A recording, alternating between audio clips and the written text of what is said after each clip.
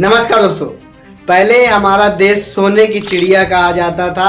आज हमारा देश एक लुटेरे चोरों की चिड़िया कहा जाता है। जो हमारे देश में इतना सारा करप्शन और इतनी सारी बेरोजगारी चल रही है। अब तो ये हो गया है कि अभी तुम तेल नहीं खरीद सकते हो, सोना नहीं खरीद सकते हो और ये सब की बचत करो। क्यों बचत करो? पहले सोने की चिड़िया कहा जाता था, आज इसकी बचत करो। ये भी एक देशभक्ति है। ये भी एक देशभक्ति है। ये मेरा कहना नहीं है, ये मोदी जी का कहना है। तो इसलिए मैं बात करना चाहता हूँ, जो हमारे देश में जब सोने की चिड़िया कहा जाता था, महापुरुष जो हमारे थे, तो वो हमारे देश को कितना सुरक्षित तरीके से रख रहे थे। अब मैं कुछ लोगों के बारे में बात करना चाहता हूँ। जो लोग अंधे हैं उनको तो भगवान ने अंधा किया है, और जो लोग खुद अपने लोगों को तो मोदी जी अंधा कर चुके हैं। बिल्कुल से उनको सही गलत का फर्क ही नजर, उनको कितना भी पीड़ा में हो, पर वो कहेंगे जय मोदी की। ये हालत हो गई है हमारे देश की। अरे यार, तुम समझ क्यों नहीं पा रहे हो कि अभी इस टाइम पे बहुत सारी समस्या है और तुम्हें समस्या नहीं दिख रही है, और उसको सब एआई बता दे रहे हैं, सब एआई से वीडियो बना दे रहे हैं। ये यार कहाँ तक का सही है यार?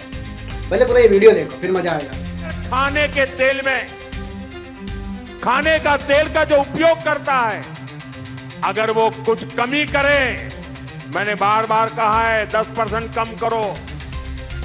अगर हम तेल खाना कम करें ना, तो भी वो देशभक्ति का बहुत बड़ा काम है। आप देश सेवा में योगदान दे सकते हैं और इससे देश सेवा भी होगी और देह सेवा भी होगी। हमको ये तय करना पड़ेगा कि साल भर तक घर में कोई भी फंक्शन हो, कोई भी कार्यक्रम हो, हम सोने के गहने नहीं खरीदेंगे, सोना नहीं खरीदेंगे। बहुत जरूरी है कि हम केमिकल फर्टिलाइजर की खपत 25%, 30%, 40%, 50% उसको घटाए, आधी कर दें। हम फर्टिलाइजर का उपयोग कम करके विदेशी मुद्रा भी बचा सकते हैं और साथ साथ अपने खेत को बचा सकते हैं, हमारी ये धरती मां को बचा सकते हैं। साथियों, ऐसे ही खाने के तेल का भी है। इसके आयात के लिए भी बहुत बड़ी मात्रा में हमें विदेशी मुद्रा खर्च करनी पड़ती है। हर परिवार अगर खाने के तेल में खाने का तेल का जो उपयोग करता है, अगर वो कुछ कमी करे, मैंने बार बार कहा है 10% कम करो। अगर हम तेल खाना कम करें ना, तो भी वो देशभक्ति का बहुत बड़ा काम। केमिकल फर्टिलाइजर खेती के कारण हमारी धरती मां को बहुत पीड़ा हो रही है, हमारे खेत बर्बाद हो रहे हैं। अगर आज हम अपने खेत को नहीं बचाएंगे, तो भविष्य में फसलों पर भी खतरा आ जाएगा। इसलिए बहुत जरूरी है कि हम केमिकल फर्टिलाइजर की खपत 25%, 30%, 40%, 50% उसको घटाए, आधी कर दें और हम उसके साथ साथ नेचुरल फार्मिंग की तरफ बढ़ें। हम फर्टिलाइजर का उपयोग कम करके विदेशी मुद्रा भी बचा सकते हैं और साथ साथ अपने खेत को बचा सकते हैं, हमारी ये धरती मां को बचा सकते हैं। और यह हमें करना ही होगा। आज वैश्विक संकटों से जो चुनौतियां आई है, हमें उन चुनौतियों को परास्त करना होगा। साथियों, भारत सरकार खेतों में डीजल पंप की जगह सोलर पंप की योजना चला रही है। हम खेतों में डीजल पंप की जगह सोलर पंप का उपयोग करने का जोर देना होगा। एक जमाना था जब संकट आता था, कोई युद्ध होता था, तो लोग देश हित में सोना दान दे देते थे। आज दान की जरूरत नहीं है, लेकिन देश हित में हमको ये तय करना पड़ेगा कि साल भर तक घर में कोई भी फंक्शन हो, कोई भी कार्यक्रम हो, हम सोने के गहने नहीं खरीदेंगे। सुक्की और विकृत माओवादी हो गई है और मुस्लिम लीग से ज्यादा कट्टर वो मुस्लिम लीग ही बन गई है।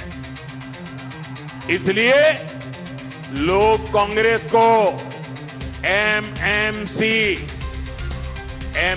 यानी मुस्लिम लीगी माओवादी कांग्रेस कह रहे हैं। ये मुस्लिम लीगी माओवादी कांग्रेस है। साथियों, देश को माओवादी आतंक के कारण इतना नुकसान हुआ है। तेलंगाना को भी बीते दशकों में माओवादी आतंक के कारण बहुत कुछ भुगतना पड़ा। माओवादी आतंक इतने वर्षों तक इसलिए देश में चलता रहा क्योंकि कांग्रेस और लेफ्ट जैसे कुछ राजनीतिक दलों ने इसको लगातार वैचारिक हवा दी। लेकिन दुर्भाग्य देखिए, आज जब माओवादी आतंक अपनी अंतिम सांसें गिन रहा है, तब भी ये लोग माओवाद को, नक्सलवाद को बचाने में लगे हैं। बीते 11-12 सालों में कांग्रेस के शाही परिवार ने लगातार कोशिश की है कि माओवादी आतंक के खिलाफ एक्शन न हो। साथियों, मैं जानता हूं कि तेलंगाना की जो पुलिस है उसको अगर खुली छूट मिलती तो मुझे पक्का विश्वास है कि पुलिस अपनी ताकत से केंद्र की नीतियों के साथ कदम मिलाकर अगर वो चलती तो बहुत पहले ही माओवादी आतंक का खात्मा हो चुका होता। लेकिन इन लोगों ने साथ नहीं दिया। इसलिए देश को माओवादी आतंक को पूरी तरह कुचलने में इतना वक्त लग गया। साथियों, बीजेपी एनडीए के प्रयासों से अब तेलंगाना माओवादी आतंक से मुक्त हो रहा और इसलिए तेलंगाना में बीजेपी की सरकार बननी और भी जरूरी। देखिए दोस्तों, अब बताओ इसमें अब पेट्रोल डीजल सारा कुछ क्या, अब जब पेट्रोल डीजल मिलेगा नहीं तो तुम लोग चलोगे कैसे भाई? सबसे ज़्यादा तो तेल खर्च होता है, सबसे ज़्यादा इन मोदियों के सारा जो काफिला चलता है सबसे ज़्यादा उसमें ख़त्म होता है तेल, सबसे ज़्यादा उसी में ख़त्म होता है। जो इनकी गाड़ियां हैं वो तेल नहीं पीती हैं, तो जैसे चुल्लू लगा के तेल ऐसा डाला जाता है, किसी में डाला जाता है, रहती है वो ऐसे तेल पीते हैं। ऐसी गाड़ियां से ये लोग चलते हैं। तो आप लोग खुद समझे, ये लोग दूसरे को मना कर रहे हैं तुम तेल ना खरीदो, तुम सोने की बचत करो, तो ये लोग क्यों कर रहे हैं फिर? बेटा आप भी समझ जाओ, अभी भी समझ जाओ। आप लोग अगर समझदार हो अभी भी समझ जाओ, नहीं तुम्हारा कुछ नहीं हो सकता है और तुम्हें ऐसा मिलोड़ा जाएगा कि तुम जिंदगी भर याद रखोगे।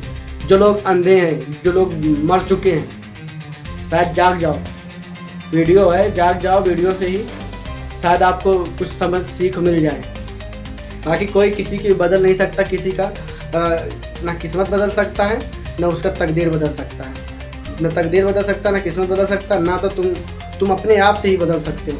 तो मेरा यही पर्पज़ है कि आप थोड़ा समझदार बनिए और शिक्षा की बात करने वाले को तुम आज पप्पू बोल रहे हो। अरे मेन तुम्हारे बच्चों की पढ़ाई है, तुम्हारा करियर है, इन सब चीज़ों के बारे में उनसे पूछो सवाल, इन सब चीज़ों के लिए पूछो। क्या मोदी, सबसे ज़्यादा तो मंदिर अपने यहाँ पे इतने सारे हैं, तुम लोग पता नहीं क्यों इतने मंदिर है हमारे यहाँ, क्या मंदिर खाने को दे देंगे? अरे मानते हैं भाई कि मंदिर मस्जिद होना ज़रूरी है, अरे तो क्या मंदिर मस्जिद खाने को दे दे? हमें बताओ, अगर कोई भी बताओ। बस मेरा इतना ही कहना है। मिलते हैं किसी नेक्स्ट वीडियो में, और थोड़ा सा अगर वीडियो को अच्छा लगे हो तो चैनल को सब्सक्राइब और शेयर जरूर करें। और लोगों को समझ में आया थोड़ा सा। तो कमेंट में ज़रूर बताइएगा अपनी राय। जय हिंद, जय भारत।